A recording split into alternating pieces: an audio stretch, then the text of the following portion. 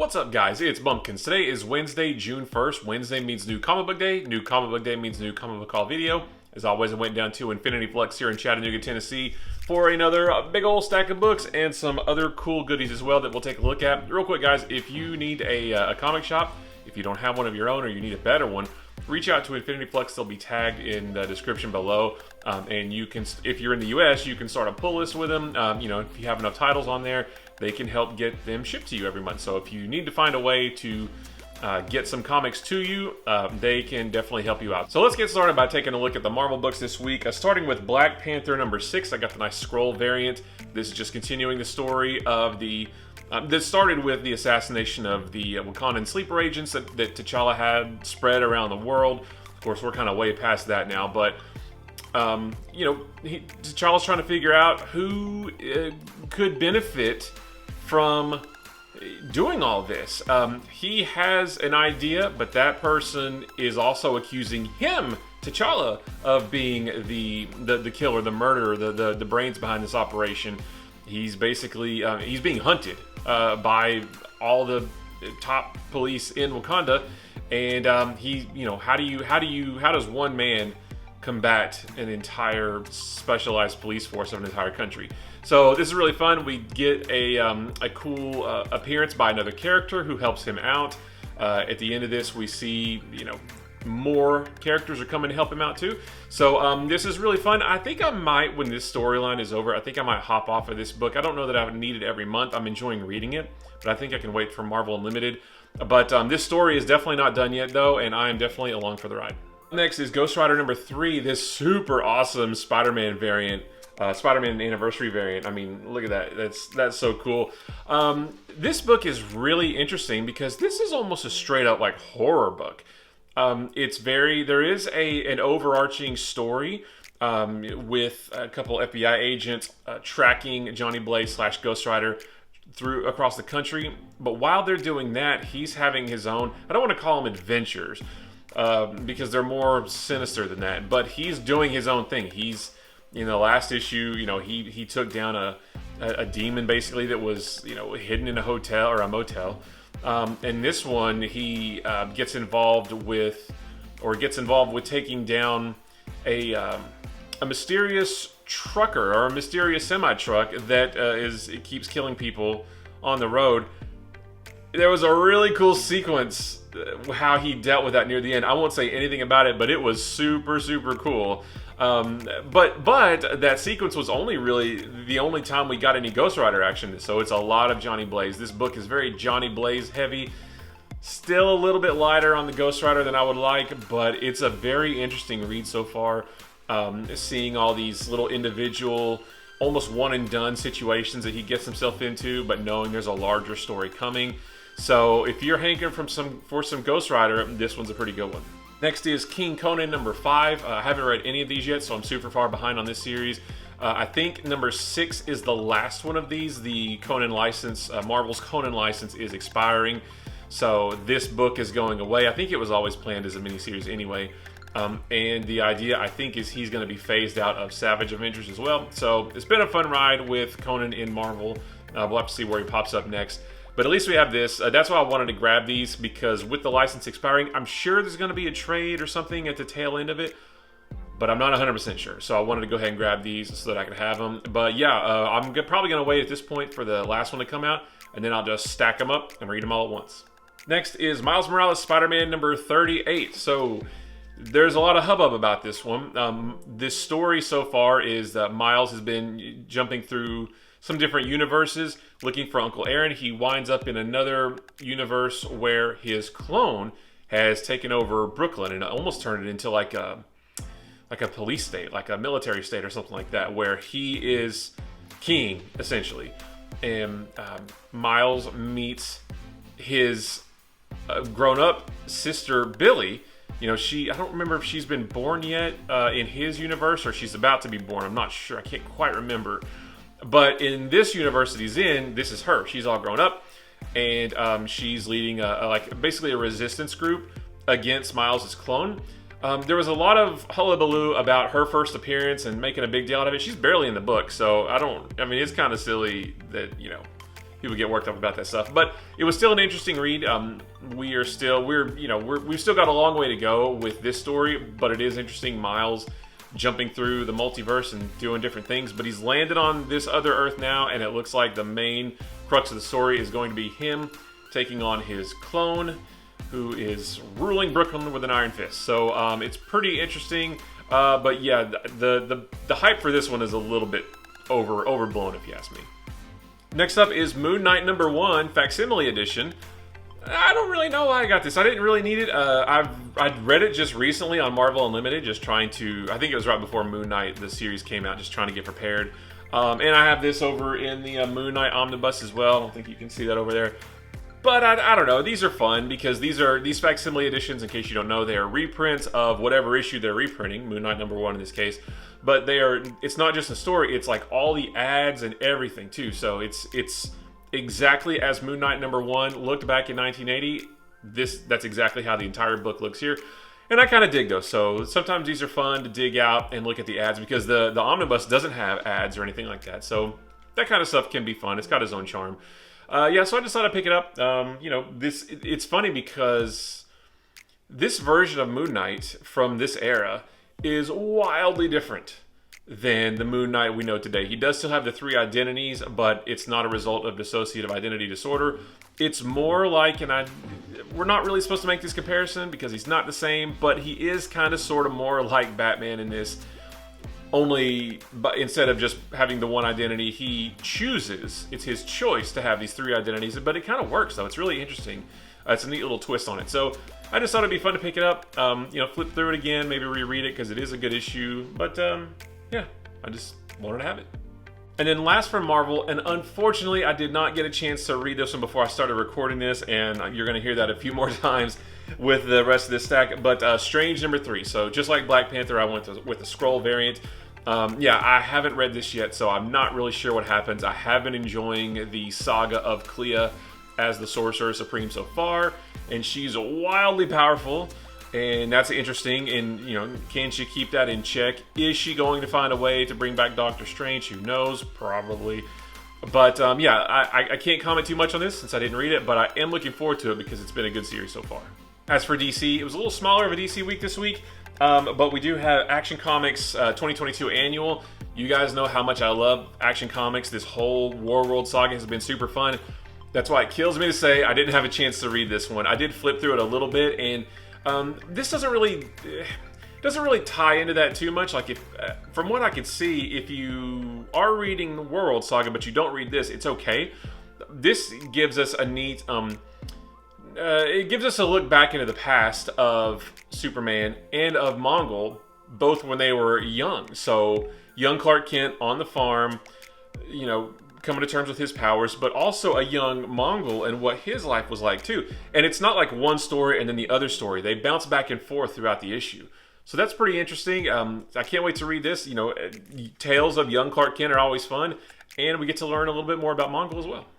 Up next is another annual, Batman 2022 Annual, and unfortunately I didn't get a chance to read this one as well. I thought this might be a tie-in to Shadow War, but it's not really. This looks to be more of a Ghostmaker.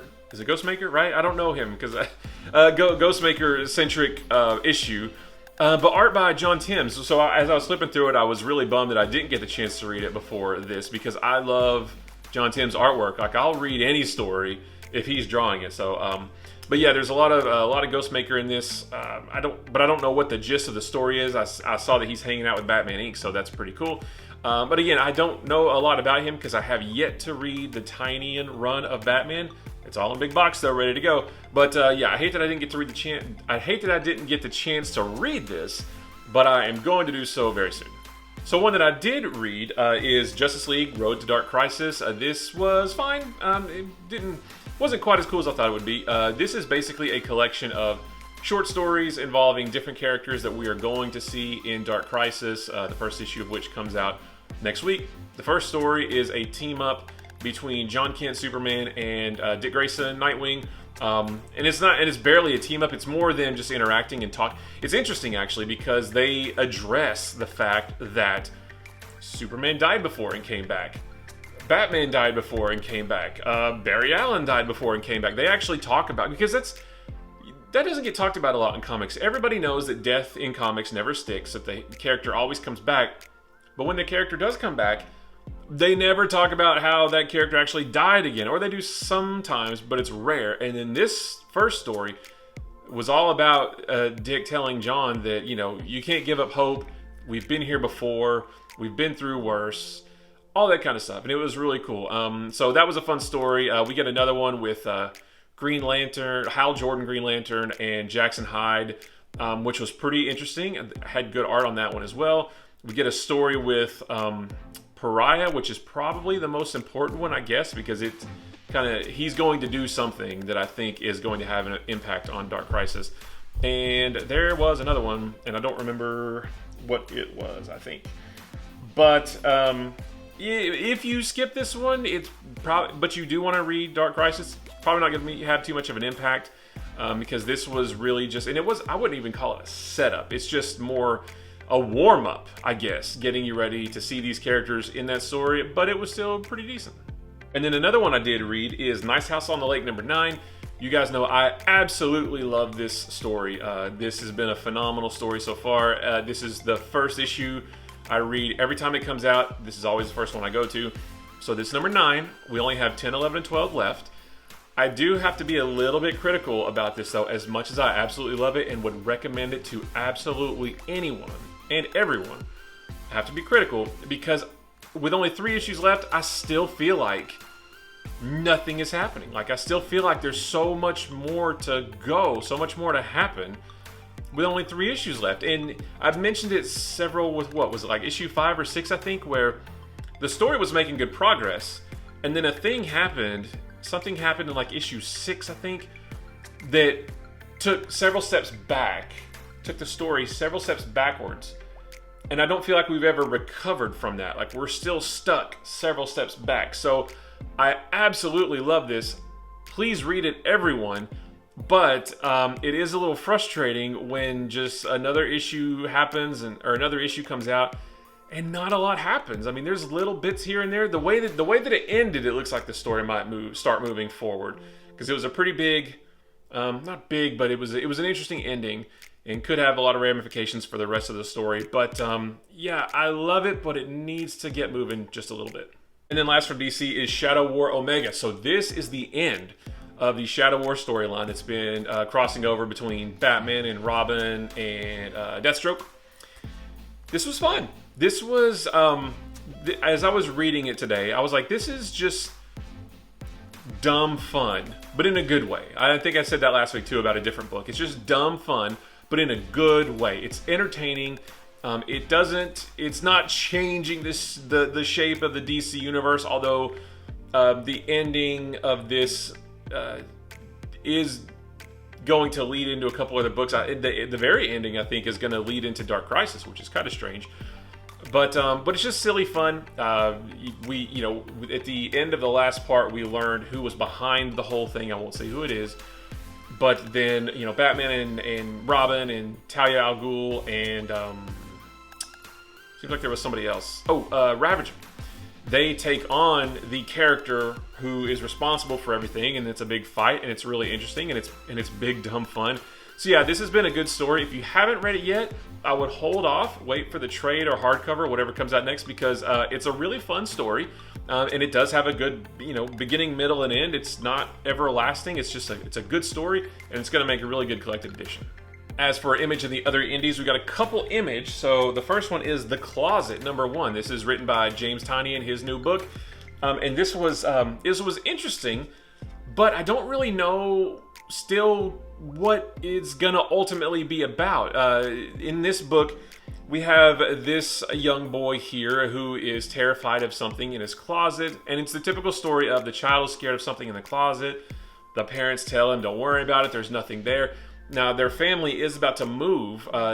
This takes place on one night, and then the next day they're planning to move to a new house, new town, everything. The parents tell him, this is the last night you'll ever have to see that closet. After that, if there is a monster in there, it's going to terrorize the next family. Don't worry about it.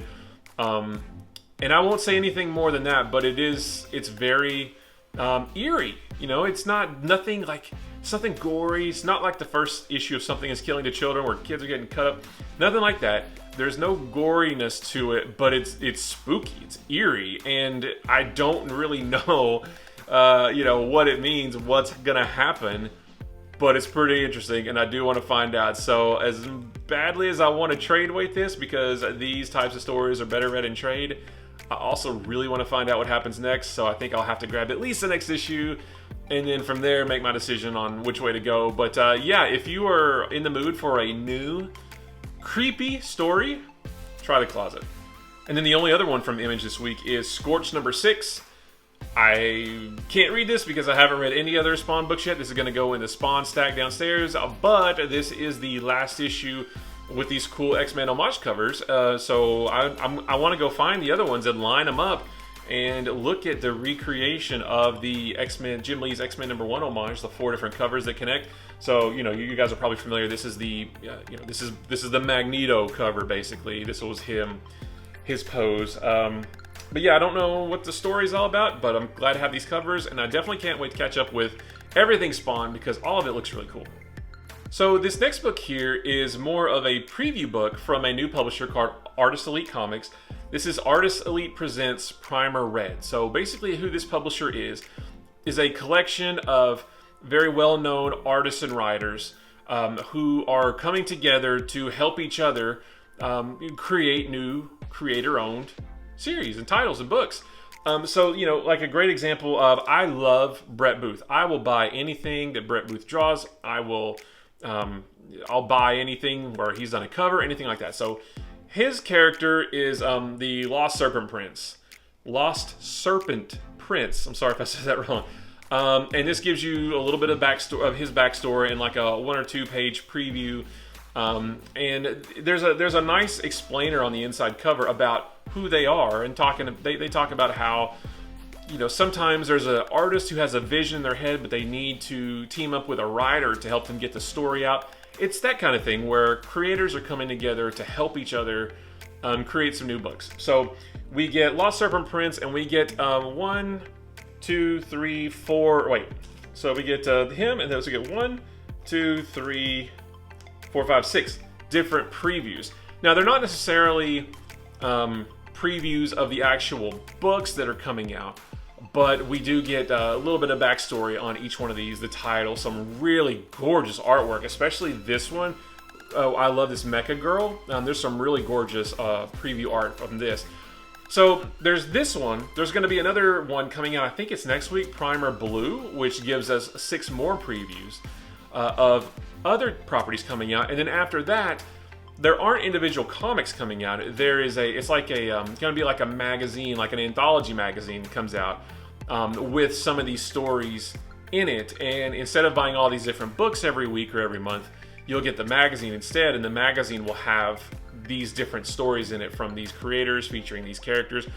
It's all really neat. It does give me early 90s Image vibes, but also different, like published differently, and the idea behind it is all different. So I'm very excited to see the next preview issue and get the magazine and start reading these stories, because all the art in this is beautiful. The stories seem like they're going to be good too, but we don't get a lot of the story. We just get like little blurbs about it, but we don't actually get to read a lot. So the stories will be, we'll have to wait and see what those are like. But for now, you can see the art, and it's gorgeous, and I'm very excited to get more from this new group.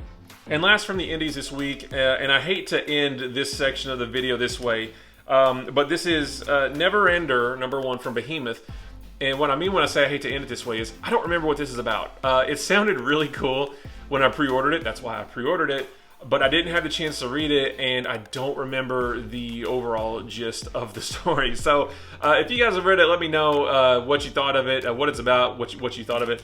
It did have some cool covers. I think this is like the C cover. I just like the layout of this one. But yeah, it's just one of those things where I just don't remember, but it's going to be a nice surprise when I actually do read it. But the fun doesn't stop there. I've got some cool extra goodies as well. So my shop in the back, they have a bookcase full of hardcovers, trade paperbacks, all kinds of collected editions, but they're pre-owned, so they sell them for 50% off. And I like to go back there a lot and look. They just got a whole new stack of books in from a collection they got. So I like to go back there and look and, you know, see what I might have missed or see what's new. And I don't know when these came in, because I think if I had seen them before, I would have snatched them up before now. But when I saw them, I had to get them. And that is the New Frontier trade paperback of Volume 1 and Volume 2. So I love the New Frontier. I don't have it in, I've never had a physical version of it in any form. Trade paperback, hardcover, whatever. And they had both of them for half off. And I had to get them. Now these are, I want to say these are slightly older printings. I'm not too sure. Maybe they're not. Maybe these are the most current trade paperbacks. I know there's various hardcovers. There's an absolute edition, that kind of thing. But it doesn't matter because I love the story. At half off, I wanted to go ahead and grab these now. I might get like a nice shiny hardcover later or something. But yeah, I just love this. The late great Darwin Cook doing his thing on this. It's so good. The animated movie, if you haven't seen it, it is wonderful. It is such a great adaptation of this. Yeah, everything about this is perfect. This is super duper classic DC heroes set in like the 50s, which is really fun. Yeah, I got super excited when I saw these because, like I said, I've never had them physically before, and these are going to look really good back here on this shelf. Another one I picked up from that pre-owned shelf is Year Zero Volume 1. This is from AWA Upshot.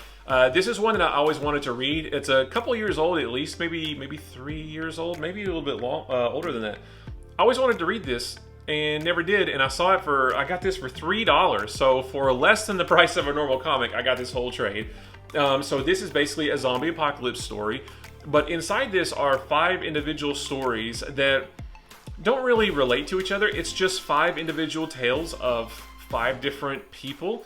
I'll tell you a couple: a Japanese hitman, a Mexican street urchin, an Afghan military aide, and a couple others. Wildly different people in wildly different situations, but what their life is like in a zombie apocalypse. So I think that sounds really interesting. I really enjoy zombie comics, and like I said, I always wanted to check this out. There is a volume 2 that I would love to also get, but when I saw this just for $3 and I knew that I've always wanted to read it, this was a no-brainer to get. And of course, it wouldn't be a week of me getting stuff without me getting a couple of extra big boy books. So I picked up the Luke Cage Hero for Hire Omnibus Volume 1. This collects, let's see, Luke Cage Hero for Hire 1 through 16. And then when it switches over to Power Man, goes through 17 to 47 on Annual 1. Power Man it goes through 47, and then with issue number 48 is when it switched to Power Man and Iron Fist. So hopefully we'll get another one of these. But yeah, I have been reading this series for my history of Marvel videos and Twitter posts and Instagram posts. And it's been a pretty interesting book so far, been pretty fun. I think I'm only like 4 issues into it, so still got a lot more to go, still got all that to go. But yeah, I'm digging Luke Cage in the 70s. It's a really fun read, and I'm super glad to have this. And then last up is another big boy book. This one is Moon Knight. So I showed you guys before, I got the Moon Knight Volume 1 and Volume 2. So Volume 1 collected the original series from 1980. Volume 2 collected like Fist of Khonshu and some other various Moon Knight stories. This one actually collects the 2006 series, issues 1 through 30, and then the annual that goes along with that, and then Vengeance of the Moon Knight, which came out in 2009, the first 10 issues of that, and some other one-shots and miniseries, and the Shadowland, the Shadowland tie-in of Moon Knight. So this is newer stories than those other Moon Knight omnibuses, but the 2006 series is pretty interesting. The first story arc and the first issue, the first couple pages of that, is really sort of creepy. So a really interesting. This is when Moon Knight really sort of changes into how we now know him. So everything before the 2006 series was more superheroics, Batman-ish, kind of. I shouldn't say that, but sort of. But it's probably in this one where the dissociative identity disorder really comes into play. I'm not saying it's ever been mentioned before this, but this is when it really comes to the forefront and then gives us Moon Knight as we know him today. So yeah, super happy to have this. It's going to go over there with the other Moon Knights. I don't know if there's any more Moon Knight omnibuses coming out at some point. If there are, I'll probably get them. But yeah, David Finch on Moon Knight. I mean, come on. Like, I don't remember how long he stayed on that 2006 series, but it looks so good, and I just wanted to add this to the shelf. That's it, guys. Another super awesome haul. Another fun day, as always. Guys, if you like this video or any of the other videos on my channel, maybe consider hitting the subscribe button. If you like this video, give it a thumbs up. If you didn't like this video, give it a sarcastic thumbs up. And if nothing else, leave me a comment below. Let me know what you picked up this week. Did you get any super cool omnibuses? Did you find any good deals on trades? Single issues, whatever you got, just let me know. I love comic books. I could talk about them with a room full of people or just to a camera. Guys, don't forget, comic books are supposed to be fun. They're just another fun form of storytelling. The vast majority of comics are fiction. It's all made up. It's supposed to be fun stories, cool art. Comics are for everybody. There's so much out there for everybody to look through. It's easy to find something that interests you, and it's super easy to just simply disregard the things that don't interest you and let everybody else enjoy that stuff. Also, don't forget, it doesn't matter how much you buy each week or each month. What makes a great comic book haul is that the stuff you get is important to you, is special, gets you excited to read comic books. Whether it's 1 book, 10 books, 100 books, it doesn't matter as long as what you get is special to you and gets you excited to read. So guys, I appreciate you watching, and I will see you in the next one. Bye-bye.